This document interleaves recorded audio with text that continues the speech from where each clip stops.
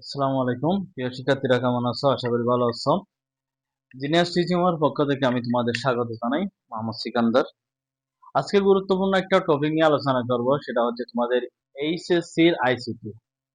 যে কালকে আমাদের 11 তারিখে একটা পরীক্ষা হলো, চট্টগ্রাম বোর্ডে স্থগিত হলো, অন্য জায়গায় পরীক্ষা হলো। ওখান থেকে আমরা কিছু গুরুত্বপূর্ণ এমসিকিউ নিয়ে আলোচনা করব। আশা করি প্রথম থেকে শেষ পর্যন্ত যদি থাকো অনেক কিছু জানতে পারবা। আমরা একটা প্রশ্নের অনেক বাক্য বিশ্লেষণ করে জানাবো।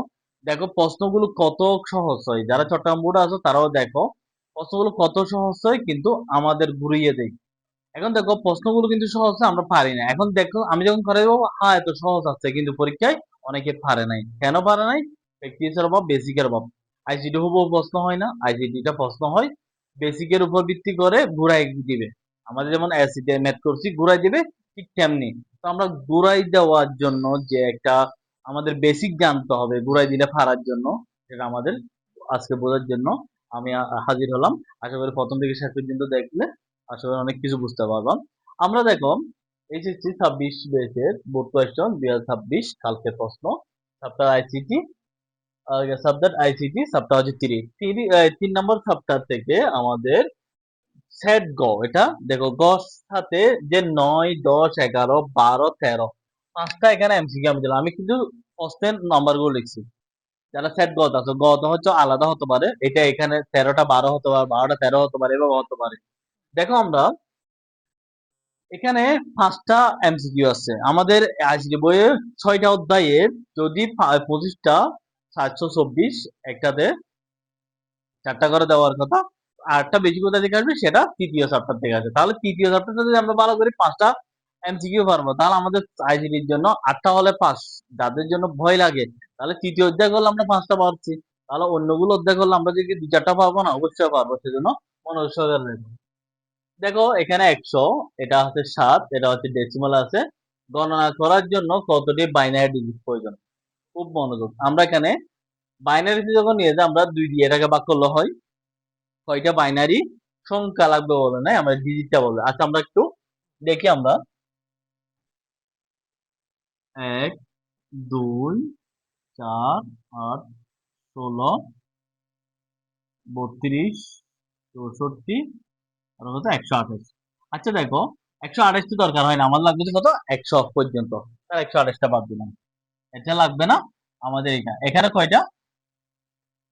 1, 2, 3, 4, 5, 6, 7, তাহলে কয়টা লাগবে? 7টা ডিজিট লাগবে। বাইনারিতে কয়টা ডিজিট লাগবে? 7টা। তো স্যার 7 কেমনে হলো? দেখো আমরা 100 গণনার জন্য লাগবে 64, 32, 60। আর গুলো লাগবে না, সেগুলোর জন্য কি হবে? আমরা 0 0 দেবো। তাহলে কয়টা হলো বাইনারিতে? দেখো 11001000। তাহলে কয়টা হলো আমাদের? 7টা ডিজিট। তাহলে আমাদের 1 নম্বরে 100 গণনা করার জন্য কয়টা লাগবে? 7টা ডিজিট লাগবে। ঠিক আছে? আচ্ছা আশা করি এটা বুঝতে পারছো। তাহলে 64, 32, 96 আর 4 যুক্ত হলো কত? 100। আচ্ছা এবার আসি 100, এটা হচ্ছে বাইনারিতে আছে। আর এখানে হচ্ছে কি হেক্সাতে আছে, এর যোগফল কত? আচ্ছা এখন দেখো দুইটাই, এটা হেক্সা যেহেতু আছে, এটাকে হেক্সা করতে হবে। দুটোটা যোগ করলে, দুই ধরনের গুলো তো যোগ করা যায় না, তাহলে এটাকে আমরা হেক্সা করব। এই দুটোটা যোগ করে আমরা কি পাবো? আচ্ছা আমরা এখানে যদি বাইনারি মান দেওয়া হয়, দেখো এই সেরাটার মান দেওয়া আছে অপশন কিন্তু হেক্সাতে, তাহলে আমরা এই সংখ্যাকেও হেক্সাতে নিয়ে যাবো। হ্যাঁ, এখানে যদি এই সংখ্যাগুলো যদি বাইনারি থাকতো, তাহলে এটা বাইনারি ঠিক থাকতো, এটাকেও বাইনারি করতাম। তার বাইনারি করার পরে এই দুটোটা যোগ করতাম, তখন যোগফলটা বাইনারি আসতো। আমাদের এখানে অপশনে দেখতে হবে যে অপশনে আছে কি হেক্সাতে, তাহলে আমরা এটাকে হেক্সাতে নিয়ে যাবো। আচ্ছা 100, তাহলে এখানে আমরা জানি বাইনারি এটাকে নিয়ে গেলে 4 বিট। ঠিক আছে? তাহলে 4 বিটটা লিখি, তাহলে এখানে কত? 100। আচ্ছা 100টা লিখলাম। এখন 4 বিট, তাহলে এখন আগে কিছু নাই, তাহলে আমার 4 বিট করতে হবে, একটা শূন্য হয়ে যাবে। তাহলে একটা শূন্য কি হলো? একটা শূন্য। তাহলে 100 কে বাইনারি মানে 100, এরা বাইনারি থেকে যদি আমরা হেক্সাতে নিয়ে যাই, কি ভাই? জিরোটা কাউন্ট হবে না, জিরোটা কাউন্ট হবে না, জিরোটা। তাহলে 4 এর নিচে 1 আছে, 1টা কাউন্ট হবে, তাহলে 4। তাহলে এটার মান কত? বাইনারি থেকে এটাকে নিয়ে গেলে হতো 4। আচ্ছা এখন যোগ করবো। এটাকে এটার হেক্সা পাইলাম মান 4, আর এটার হেক্সা বসালাম। তাহলে এখন এটা যোগ করলে মানটা কত আসে? আচ্ছা আমরা যোগ করে দেখি। তাহলে হচ্ছে 10, আর এটা 4 হচ্ছে কত? 4। তাহলে এখানে আমরা হাইজাতে যোগ করতেছি, তাহলে কত হয়, দুটোটা যোগ করলে 14। তাহলে 14 বসে যাবো না, 14 হচ্ছে কি ই, 14 হচ্ছে কি ই। তাহলে এখানে হাতে নাই, তাহলে এটা বসে যাবে, তাহলে এই হচ্ছে উত্তর, তাহলে এই হচ্ছে উত্তর। বুঝতে পারছো? আচ্ছা, এবার আসি আমাদের এখানে, দেখো A not plus B whole not into B আবার হোল নট, এর সরলীকরণ মান হলো 0 1 এ বি নট। এখন তাহলে আমরা সরলীকরণ করবো, আচ্ছা দেখি, A plus B not whole not dot B. আচ্ছা, এখন আমরা সরলীকরণের সময় দেখবো আগে আমাদের এটাকে কোনো কি সূত্রে ফেলানো যাচ্ছে কিনা, বা আমাদের নটটা ভাঙা যাচ্ছে কিনা। দেখো এখানে একটা নট আছে, তাহলে এখানে ডট আছে, এটা আমরা একটু ভেঙে দিই। নটটাকে যখন প্লাস করে দেবো, এই নট উপরে যেটা সেটা ভেঙে যাবে, এখানে একটা চলে আসবে, এখানে একটা চলে আসবে। তাহলে দেখো এখানে নট আছে, আগের একটা নট বসছে, উপরে এটা ভেঙে এই পাশে আর এই পাশে বসছে। তাহলে আমরা জানি দুইটা নট মানে একটাও না, তাহলে নট প্লাস বি, এই দুইটা নট চলে গেছে, তারপর বি নট নট। দেখো এটা আমাদের সূত্র আছে না, 1 হবে, কি হবে, 1 হবে, এ প্লাস এ নট, তাহলে সমান কত 1। তাহলে এই দুটোটা যোগ করলে কত হয় 1। আমরা জানি 1 এর সাথে যা যুক্ত হবে এখানে 1 এই হয়, ঠিক আছে। বুলিয়ান উপপাদ্যের সূত্রগুলো দেখে নিবা, তাহলে আমাদের উত্তর কত হলো 1। এখন আমাদের এগুলো ভালো করে চর্চা করতে হবে, খাস করে আমাদের 20 সেকেন্ডের মধ্যে করে ফেলতে হবে, সময় হচ্ছে 30 সেকেন্ড। এরপর দেখো নিচে উদ্দীপকের আলোকে 12 13 নম্বর প্রশ্ন উত্তর হবে। উদ্দীপক এটা দিছে, এটা থেকে 12 নম্বর আর 13 নম্বরটা আমরা করবো। আচ্ছা দেখো এখানে এ দিছে বি দিছে, এখন আগে আমাকে এফ এর মান বের করতে হবে, তারপর না এখানে আমরা আসবো উদ্দীপকের লজিক গেটের আউটপুট এক পেতে হলে কি ইনপুট দিতে হবে। আগে আমাদের এফ এর মান বের করতে হবে, তাহলে এফ এর মানটা বের করি চলো। এটা আছে, এটা হচ্ছে প্লাস অর গেট, বিটা আসলো, এটা নটের জন্য নট সি, তাহলে এখানে বিটা আছে, এটার জন্য অর গেট প্লাস সিটা আসলো, তাহলে এটা নট আছে নট। এখন এখানে কি হবে, এটা এখানে input plus B whole not, তাহলে এটা হচ্ছে ন্যান্ড গেট, এটা হচ্ছে কি ন্যান্ড গেট, তারপর এখানে ডি প্লাস সিটা বসলো, ঠিক আছে, এটা আসলো, তাহলে এটা ন্যান্ড গেট গুণাকারে বলবো। এখন তো এখানে নট আছে না, তাহলে উপরে একটা নট বসলো, ক্লিয়ার।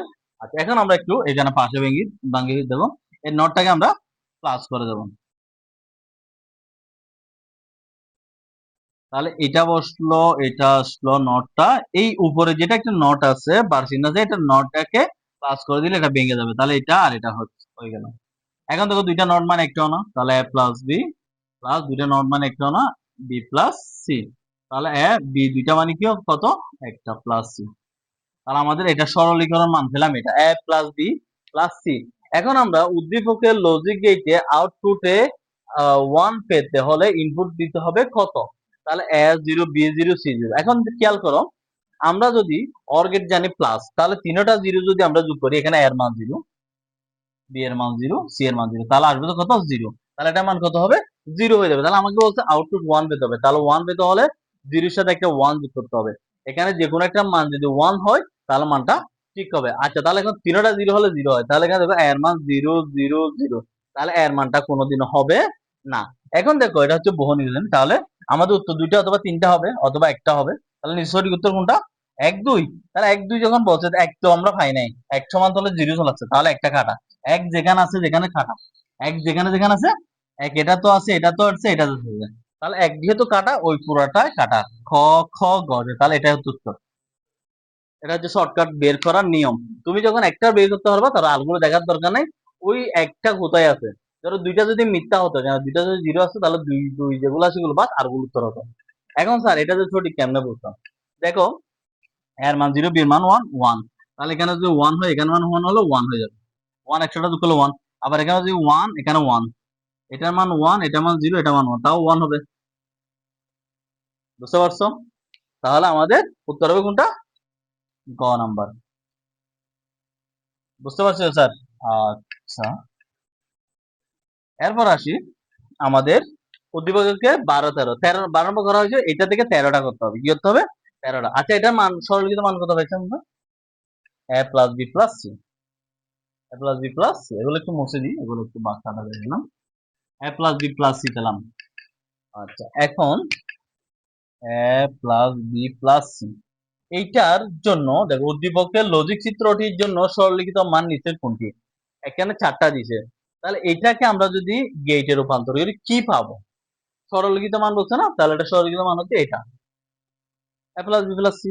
এটা থেকে পাইছি না, এখন এটা আমি মুছে দিলাম। এখন দেখো এটার জন্য আমাদের কোন গেটটা দরকার। দেখো এখানে প্রথমে হচ্ছে আমাদের প্লাস, সবগুলো কি আছে প্লাস, তাহলে এটা যদি এখানে এ বি সি এগুলো দেয় নাই, কিন্তু এখানে এ বি সি হবে, এ বি সি হবে। আচ্ছা আমি একটু লিখে দিই আর একটু ক্লিয়ার হবে। A B C, A B C, A B C.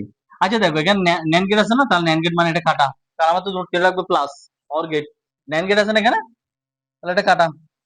তাহলে এখন এই দুইটার মধ্যে যে কোনো একটা উত্তর হবে, এই দুটোর মধ্যে যে কোনো একটা উত্তর হবে। এখন আসি আমরা এ প্লাস বি প্লাস সি, তাহলে এটা আসলো, এটা দেখি, তাহলে বিটা, এই সিটা দেখো একটু একটু ঘুরাই দিছি, এখানে সি নট আবার সি নট, দেখো এই সিটা একটু বড় হয়ে লিখে দেখো, সি থেকে একটা নট আছে, আবার সি থেকে একটা নট আছে, তাহলে সি, সি আছে সি নট, আবার এটা ইনপুট হয়েছে এখানে সি নট, এটা ইনপুট হয়েছে আবার এই নটের জন্য একটা নট, তাহলে এই দুইটা নট চলে গেলে সি।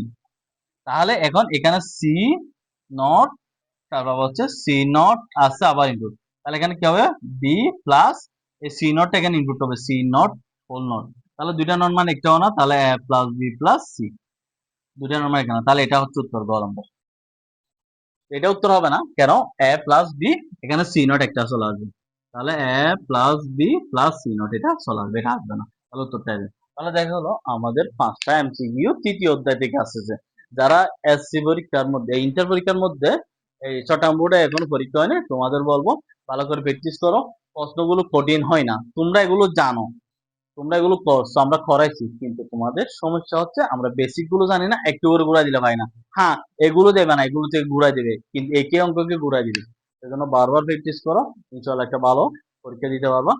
তোমাদের জন্য শুভকামনা রইলো। আর যারা পরীক্ষা দিচ্ছ তারাও ইনশাল্লাহ দোয়া রইলো তোমরাও পাস করতে পারো মতো। আর আমার চ্যানেলটি ভালো লাগলে সাবস্ক্রাইব করে রাখবা, পরবর্তী ভিডিওগুলোর জন্য আপডেট পেতে পারো। ধন্যবাদ তোমাদেরকে।